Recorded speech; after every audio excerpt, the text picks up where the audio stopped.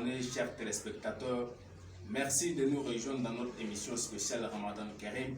Aujourd'hui, nous sommes avec notre imam Diallo, qui va nous expliquer ce que c'est que la Zakat al-Fitr ainsi que l'aide al-Fitr le jour de la fête du Ramadan. Merci d'être avec nous. Nous sommes dans notre émission Ramadan Karim, l'émission qui permet aux musulmans de comprendre ce que c'est que le mois de Ramadan, ce que représente le jeûne pour le musulman. Oui. Donc aujourd'hui, nous sommes avec toi pour parler de la Zakat al-Fitr ainsi que de l'aide al-Fitr.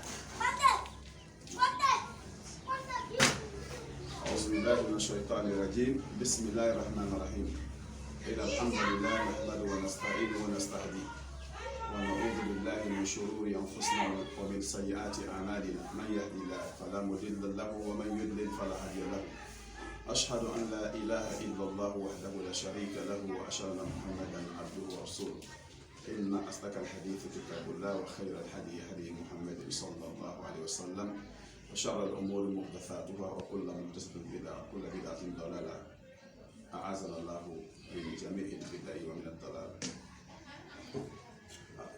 On va remercier le bon Dieu qui a permis qu'on se rencontre aujourd'hui après la prière de l'Asr en ce jour du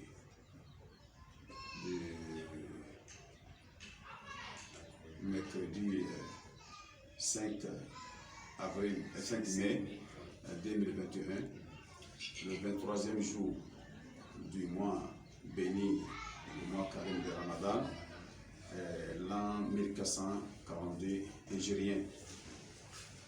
Donc on va remercier le bon Dieu. On fait beaucoup de louanges à Allah. Et on va prier sur le dernier des messagers de Dieu, en l'occurrence Mohammed sallallahu alayhi wa sallam. On va prier sur sa sainte famille et sur ses heureux compagnons. On va vous remercier, vous qui m'aviez accordé cette interview. Je vous remercie. Je remercie votre équipe, l'équipe Samo 24. Et je remercie toute la population de Samo et tous les musulmans du monde entier. Effectivement, à l'approche de la fête al-Fitr, qui signifie la fête de rupture du jeûne, rupture du jeûne du Ramadan, il y a une fête qui est appelée Eid al-Fitr. Eid al-Fitr, c'est en arabe, qui signifie la fête de rupture, comme je viens de le dire. Sinon, en islam, nous, les musulmans, nous avons deux fêtes dans l'année. La première, c'est celle que je viens de citer, et la seconde, c'est l'Aïd al-Adha, fête des sacrifices. Donc, la fête de Al-Fitr, c'est un jour de joie pour les musulmans, un jour de gloire, de remerciement, que les musulmans remercient le bon Dieu qui leur a accordé le jeûne d'un mois entier. Donc, on ne peut pas quitter dans le mois sans se réjouir, sans fêter. C'est cette fête-là que Dieu a instaurée en islam. Mais avant, à la Mecque, il n'y avait pas ces deux fêtes.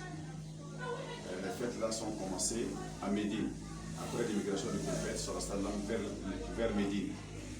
Puisque la Mecque était une cité des païens, des mécréants, donc l'islam n'était pas bien posé là-bas.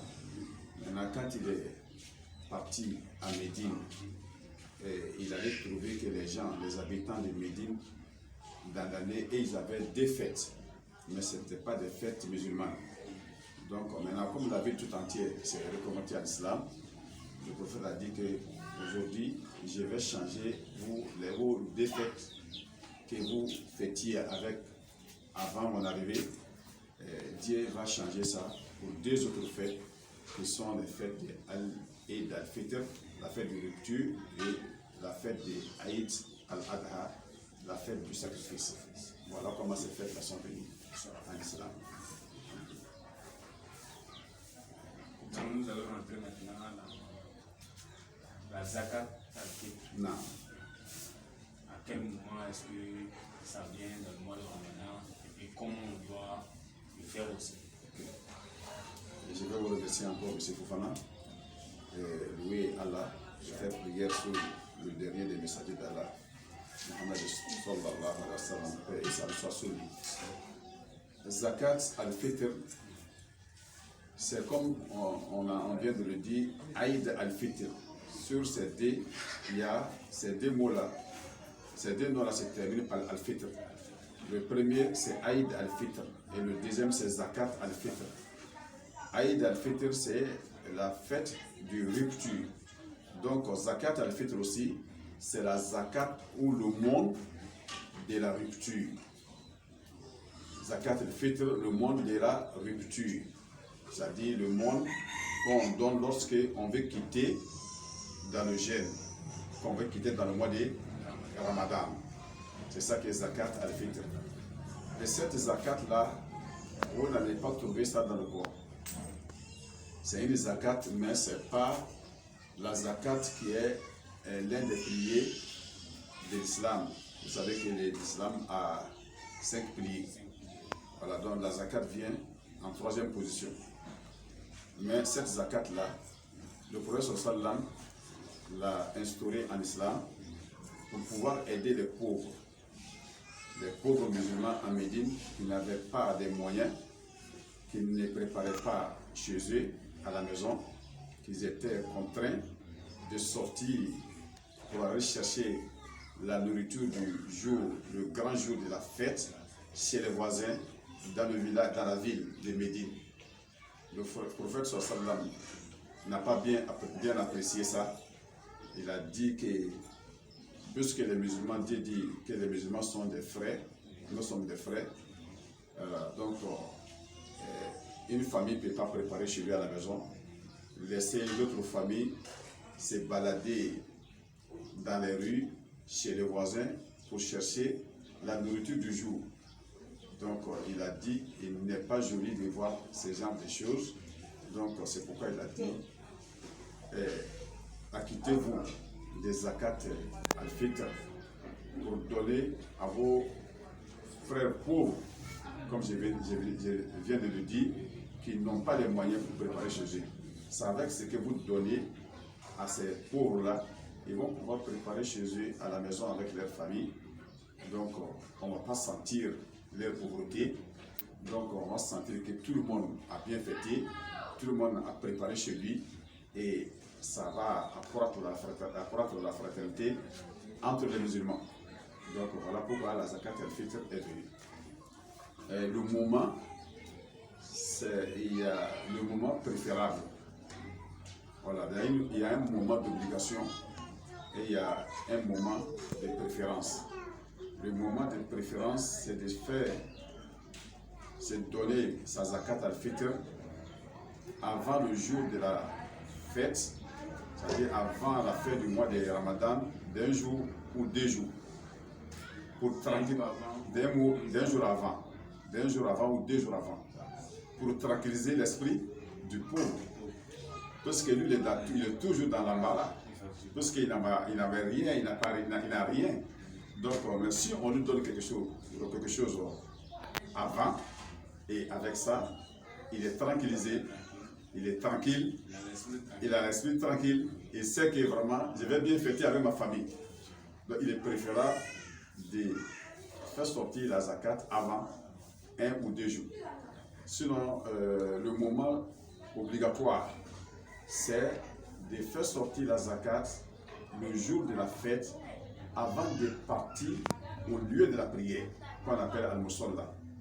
Au lieu des rencontres des musulmans, là où ils vont célébrer leur prière, avant de partir là-bas, donc on doit faire sortir sa zakat. Donc le matin très tôt, le jour du de la fête, le matin très tôt, le responsable de la famille, le père ou quelqu'un d'autre, doit calculer, compter les membres de sa famille, lui et sa famille et puis ses enfants, et puis tous ceux qui sont en sa possession, qu'il les nourrit. Donc il doit les compter pour donner à chacun sa zakat, enlever pour chacun sa zakat. Et c'est un soir, c'est un terme islamique. Le soir, c'est 4 mouds. Et le moud, il est estimé aujourd'hui à environ un demi-kilo. Un demi-kilo. Donc quand on va multiplier demi-kilo par 4, ça va nous donner 2 kilos. Donc, mais il y a certains savants musulmans qui disent que le moud dépassait un peu un demi-kilo. Donc ils ont dit qu'il est préférable de faire 2 kilos et demi pour chaque individu. 2 kilos et demi. Donc vous calculez les membres de votre famille, si c'est 20, si c'est 30, si c'est 40, chacun 2 kilos et demi par personne. Maintenant, il y avait, je n'allais pas dire une erreur, mais il y avait une malcompréhension par rapport à cette zakat chez nous, surtout chez nous à Samo ici. Voilà, puisque c'est ici que je connais. Voilà. Parce que le jour de la zakat, il y avait un moment que chacun enlevait pour sa zakat le maïs. Alors que si on se réfère à la parole, à l'hadith du prophète sallam, il dit dans un hadith, Aglouhum an-su'al fi hadha al-yawm, qui signifie empêcher-les, c'est-à-dire les pauvres, de demander, de sortir pour demander sa nourriture ce grand jour-là, ce jour de la fête. Donc ce que vous préparez chez vous à la maison, c'est le même denrée que vous devrez donner à un pauvre. Parce que vous n'allez pas préparer le tabato chez vous à la maison, le jour de la fête. Donc, c'est que le pauvre, s'il venait te demander de lui donner de la nourriture, qu'est-ce que tu allais lui donner? C'est que tu as préparé chez toi. C'est ce que tu allais lui donner. Et ce que tu as préparé généralement, c'est quoi? C'est du riz. Donc, il est bon, il est préférable qu'on ne dit pas d'enlever tout, de faire tout le riz, mais la grande partie de sa zakat doit être acquittée dans le riz. Dans le riz. On doit choisir le riz pour faire ça. Maintenant, puisque c'est varié, la nourriture c'est varié. On ne mange pas une seule nourriture. On va manger du riz, mais on peut manger maïs, on peut manger autre nourriture. Donc c'est pourquoi le temps du prophète sallam, comme indique le sahaba du prophète Ibn Abbas, que Dieu soit satisfait de lui, il dit que dans le temps du prophète sallam, ils enlevaient leur zakat des tamr, qui est la date. On sait que la date, ce n'est pas une nourriture, voilà, mais c'est un dessert. Ok, donc la date, tamr, wa sha'ir, ça c'est orge. Orge, bon, nous, comme il n'y a pas orge chez nous, on le remplace par le mil, ça peut être le mil, comme maïs, ou bien chose de haricot, voilà. Et puis, il dit encore sha'ir wa ikt. Ikt, ça c'est le lait en poudre. Lait en poudre. Donc, on peut enlever le lait dedans. Et puis, zabib. Zabib, c'est raisin sec. Le raisin séché, c'est ça qu'on appelle zabib. Ça, c'est le dessert. C'est une boisson. Donc, les Arabes mettaient ça dans une assiette. Ils mettent l'eau dedans. Alors, quand le jus va sortir, mélangé avec l'eau, là, ils buvaient ça comme une boisson. Donc, chez nous, on peut dire ça là, ça peut représenter comme le tomi chez nous. Voilà, tomi ou bien dableni, tout ça là, donc ça peut être zakat. Bissap, voilà, bissap, c'est ce qu'on appelle dableni, bissap. Ça peut être le bissap. Mais choisir un seul denrée alimentaire comme le maïs pour faire zakat, c'est pas recommandé. Il faut varier. Uniquement, c'est pas. Il faut varier un peu. Voilà. Donc, parce que ce que vous préparez à la maison, c'est ce que vous devez donner en zakat. Mais comme c'est ça seulement qu'on va manger dans la semaine, puisqu'il ne va pas tout manger aujourd'hui, il va garder d'autres parce que c'est un pauvre. Donc, s'il y a la date, mais il n'y a pas de date chez nous, il n'y a pas de tambour chez nous. S'il y a haricots, il y a mil, il y a lait en poudre, il y a maïs. Donc, vraiment, il est soulagé, un peu varié, et puis la fête va bien passer. Elle, c'est la fête belle. Merci. Donc maintenant, c'est bien vrai, on doit faire la zakat. Une famille doit faire la zakat pour les membres. Oui. Mais à partir de quel âge c'est obligatoire? Tous ceux qui gênent, il y a différents âges. Merci, M. Fofana. Je vais remercier. On va louer Allah encore une fois, une fois prière sur du prophète Mohammed sallallahu alayhi wa sallam. Il n'y a pas d'âge. On dit l'âme, être humain. Si votre femme est enceinte, demain c'est la fête. Aujourd'hui elle a accouché, on doit sortir sa zakat. Pour la femme, non, pour le bébé. Pour la femme et son bébé. Oh oui. Voilà. Parce que c'est un autre humain qui vient de venir s'ajouter à vous. Donc on fait sortir sa zakat aussi. On va falloir agrandir, il faut agrandir la quantité de la zakat. Voilà, donc c'est ça. Donc il y a tout le monde. Mais seulement, le prophète a dit, on fait sortir la zakat, on s'acquitte la zakat d'une personne musulmane.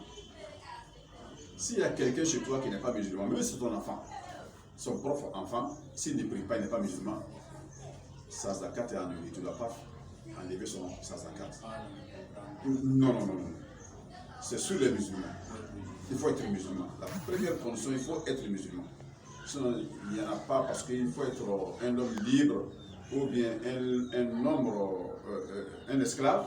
Non. On a déjà les esclaves au temps du prophète sallallahu comme pour les hommes aussi libres, les êtres libres. Donc, mais il faut que la personne soit musulmane. Ça, c'est la seule condition. Ça, c'est la seule condition. Voilà. Sinon, il n'y a pas d'âge. Ça part du tout petit au plus grand. Merci. Donc merci beaucoup, nous avons compris. La zakat al-fitr, il s'agit de faire le sacrifice de la rupture qui montre la fin du mois de Ramadan, qui a été instauré par le prophète pour aider les pauvres musulmans qui vont aussi pouvoir bien fêter à travers les zakats le nombre des autres musulmans qui en ont les moyens. Donc il s'agit de faire 2 kilos, 2,5 kg, voilà, par personne. Voilà, d'une variété de denrées, voilà, par personne dans une famille. Mais la seule condition obligatoire est que toutes les personnes doivent être des musulmans.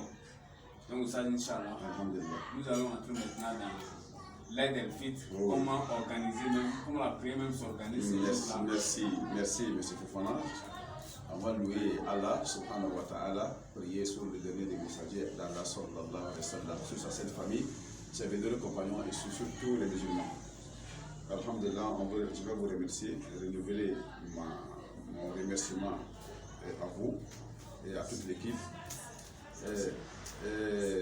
La prière des défaites, celle qui est plus proche de nous en ces temps, c'est l'Aïd al-Fitr. Donc il y a 2 moments pour cette prière. Quand c'est la prière de l'Aïd al-Fitr, la prière de rupture, on doit retarder ça un peu. On doit pas aller vite à la prière. Pourquoi on ne doit pas aller vite à la prière? C'est pour permettre aux musulmans d'enlever leur zakat. Si c'est trop précipité, puisque la zakat se donne avant la prière. Si vous donnez votre zakat avant la prière, c'est une aumône, mais ce n'est pas la zakat al-fitr. Donc il est préférable de retarder un peu la prière des al-fitr. Mais la prière des tabaski, on l'a fait vite. Elle était vite organisée pour permettre aux musulmans de vite quitter au lieu de la prière pour venir immoler leur sacrifice.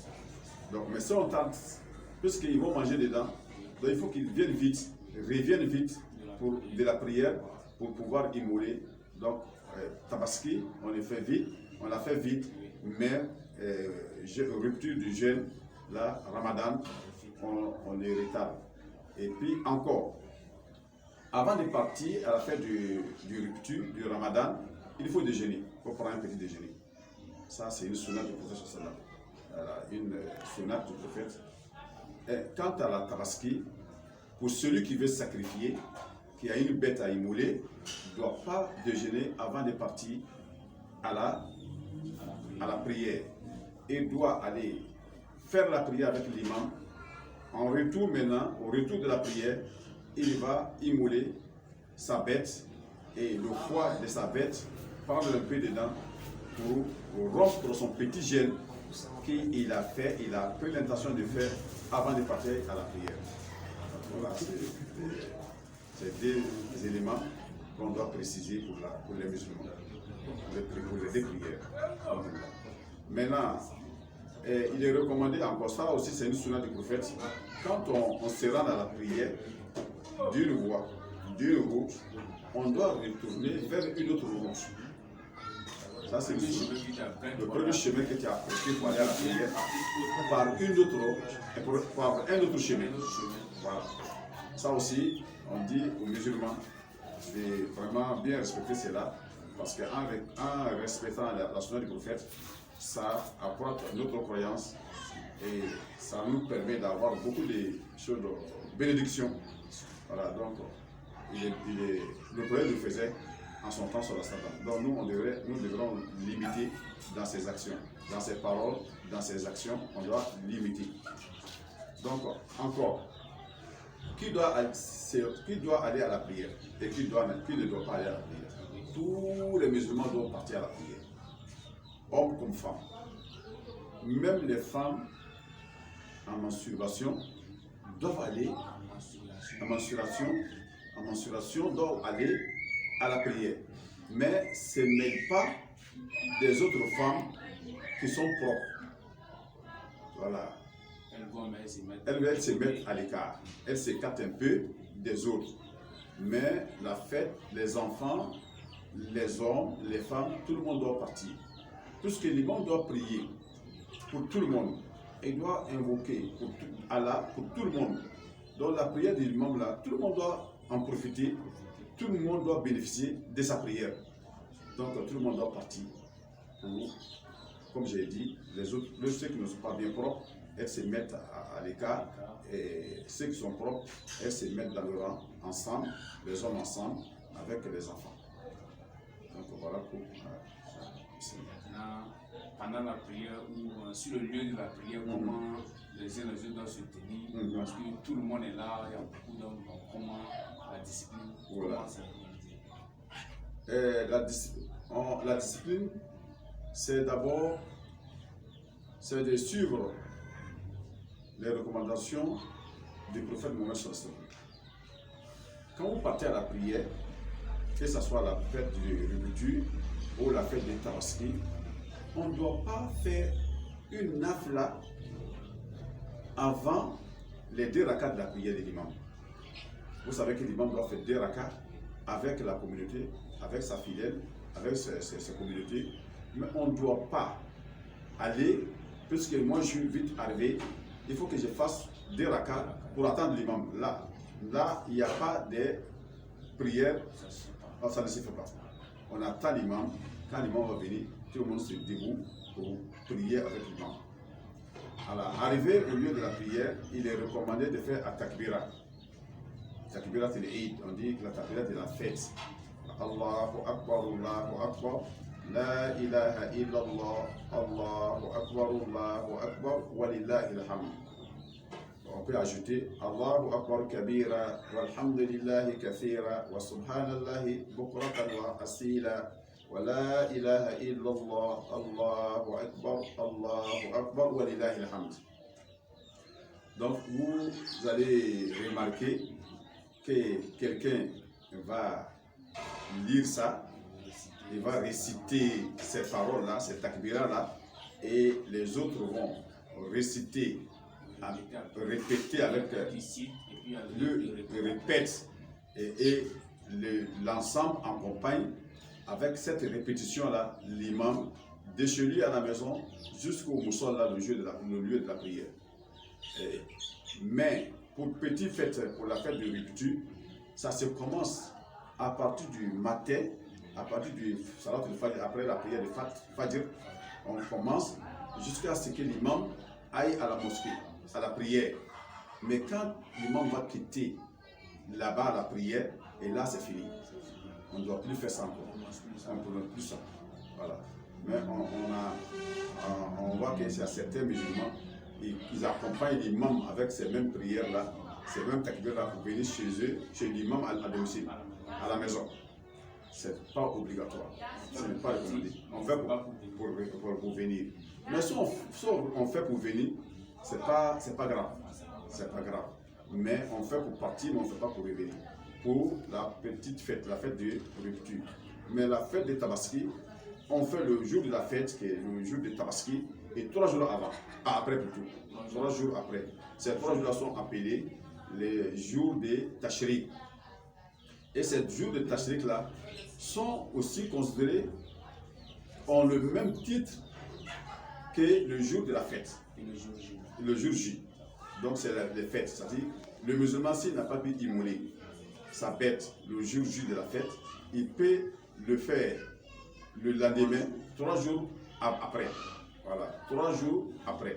Donc c'est comme, si on calcule le jour J plus 3 jours, c'est comme 4 jours. C'est dans 4, le Tabaski c'est 4 jours et le Ramadan c'est un seul jour. Le takbir aussi, ça rend et c'est du lot jusqu'à ce que l'imam finisse la prière et là c'est fini. Okay. Maintenant, on a remarqué quelque chose, j'aimerais ajouter, c'est un conseil à l'endroit de la communauté musulmane, surtout notre communauté, la communauté musulmane de Sango. La fête là, il y a 2 rakas et puis un sermon avec une pause. Ces sermons avec une pause, c'est considéré comme la prière. C'est la prière aussi. Ça fait partie de la prière. Mais on a remarqué que beaucoup de personnes, après les 2 rakas, après le salam, ils se lèvent, s'en vont à la maison. Ils pensent que la prière est terminée, c'est ce qui n'est pas normal. La prière n'est pas terminée. Il faut attendre les 2 sermons de l'imam. Le sermon qui est en 2 phases. La première phase et puis la deuxième phase, comme la prière, comme le sermon du vendredi. C'est la même chose. Voilà. Mais la seule différence, la prière du vendredi, le sermon est placé avant la prière. Voilà. Mais le Ramadan ou Tabaski, les prières précèdent les sermons. Donc, mais vraiment, on remarque que les musulmans, au moment où on va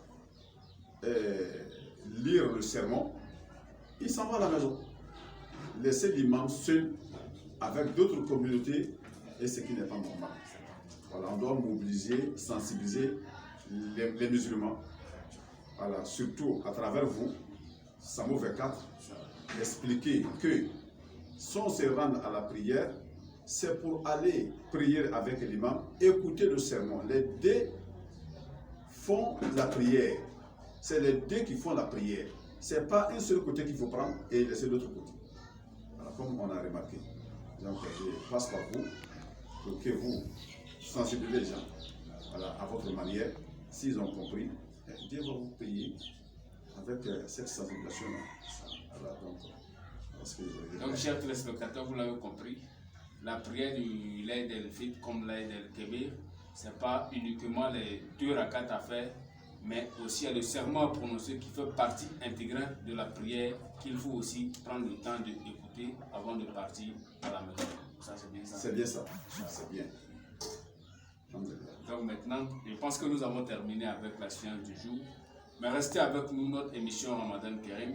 Nous sommes en direct chaque vendredi à partir de 16h30 sur notre page Facebook Samo 24. Mais retrouvez l'émission aussi sur notre chaîne YouTube Samo 24. Merci de rester avec nous. Oui, merci. لبيك اللهم لبيك لبيك لا شريك لك لبيك إن الحمد والنعمة لك والملك لا شريك لك لبيك اللهم لبيك